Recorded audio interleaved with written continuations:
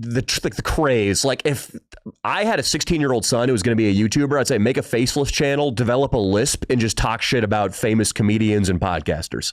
Honestly, a pretty decent plan. Yeah, it's a pretty good plan. Shouldn't there be like, because I see a lot of that going on where somebody is breaking down a comedian who's like objectively a great comedian. Yeah. And this person doesn't understand comedy at all. Yeah. And they're like, this guy sucks. Like, look at this. There's no punchline at this part here. His fans are turning against him.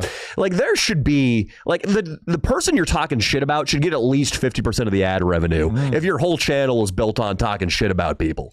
I mean, that is the weird thing, is that if you were to use parts of a song in your video, then you would easily be able to claim a large percentage of that revenue. But somehow picking apart people's podcast clips doesn't result in that. But yeah, you should probably Venmo Jason Ellis a bit just for that rant you went on. Just for talking about him. Just doing an impersonation of him. That was a pretty good impersonation, by the way. But dude, like one that I saw was like Bryan Callen. Like his recent special got torched. And Bryan Callen is like legitimately, you spilled on your shirt a little bit, buddy. I'm sorry to tell you. It's a nice white shirt. I like it. But what the yeah, sorry about that, man. But Callen is like, Callen's I mean, the word great, he's a really, really good comedian, Bryan Callen. Yeah. Like, he's had some amazing specials. I've seen him live. He blew the room out, completely dynamite. Like, I really like Bryan Callen. And people were like, his new special, people were using like full bits on the internet and like breaking these things down and talking shit about him. And I'm like, yeah, if you use 30 seconds of a Sum 41 song, you forfeit all your revenue. Yeah. But you did 3 videos this week on why Bryan Callen's a piece of shit that got 1 million views, and you're probably making like 20 G's off those videos. They're all going to you. The weird thing about it, and I don't know why the comic world hasn't really like figured this out yet, but it's like all you have to do is copyright your content, and like you can have like a service that copyrights every single piece of content that you do. And then once you've copyrighted, like that's why you can't make a video right now that's like the top 10 UFC knockouts of all time. And then every single one is like a full 60-second clip of this guy getting knocked out. The reason why that doesn't work is because the content's copyrighted. Sure. And so I know a YouTuber who copyrights every single thing he does. And then if anybody uses his content in a way that he doesn't like, boom, it's gone. It's gone. Yeah. Smart. I guess then the downside is people can't clip your content.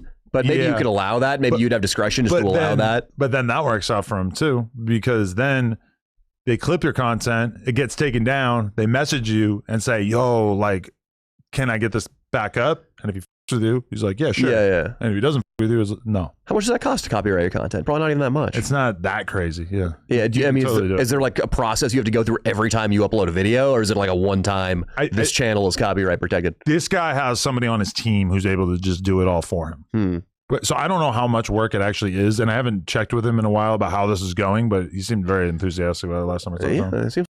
Adam22 and who is that? The bully from Home Movies or something?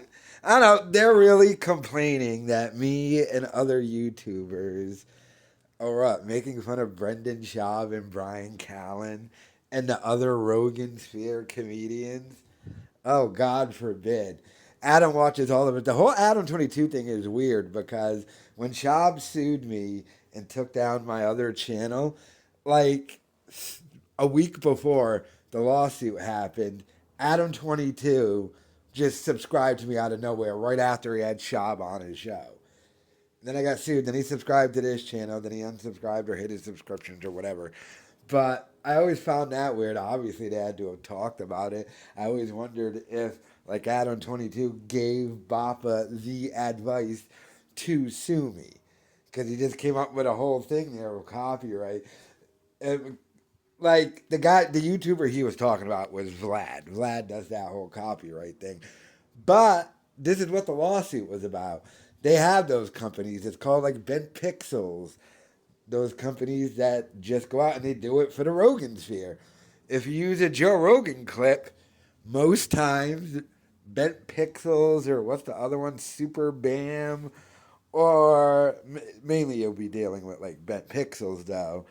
We'll do a copyright thing, and they'll just take the ad revenue or do a copyright takedown or something. But I've already proven the model with the Schaub lawsuit, though. All of that is fair use. The problem is someone's just going to be willing to get sued. So, like, when you see those reaction channels that get taken down because they reacted to, like, a 3-minute music video, they have to file a countersuit and just be willing to get sued, then go to federal court and just bring up my case, and they'll win. But no other YouTuber is willing to do what I did. Go through that long process. Oh my God, I remember that deposition.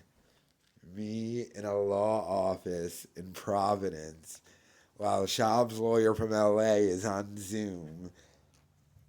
They rented out a local lawyer's law office and I had to go there for 6 hours. I had to hear Schaub's lawyer call him Bryan Schaub. His lawyer didn't even know his name. And then at the end of it, the stenographer lady was like, you said the wrong name the entire 6 hours. And he was like, oh, I did? He had no idea. And then they had to get my permission if it was okay just to change it to Brendan. And I was like, I don't care. Yeah, do it. But because you can understand from my position, 6 hours of answering questions. Every time you go, Mr. Swindells, so Bryan Schaub, and I would never correct him. And I'd self-laugh to myself in my head. That entire deposition was just me not trying to make jokes.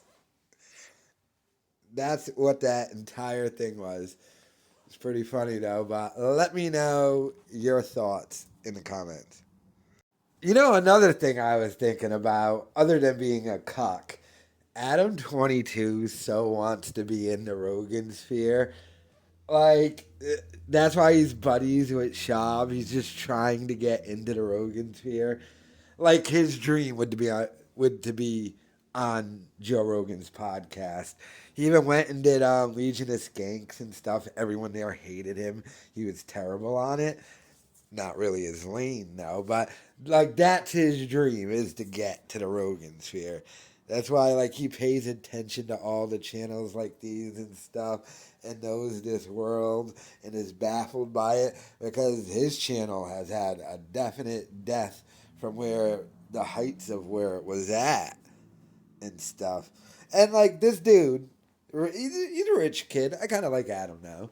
But, like, he's just, like, a rich kid who, like, pays money to do porn. Like, he pays money to bang porn stars. I'm sure he somehow justifies it as, like, that's his business. But I bet if on just the porn aspect, if you look at what's going out versus what's coming in, this dude's paying to do porn. Which is nothing wrong with that.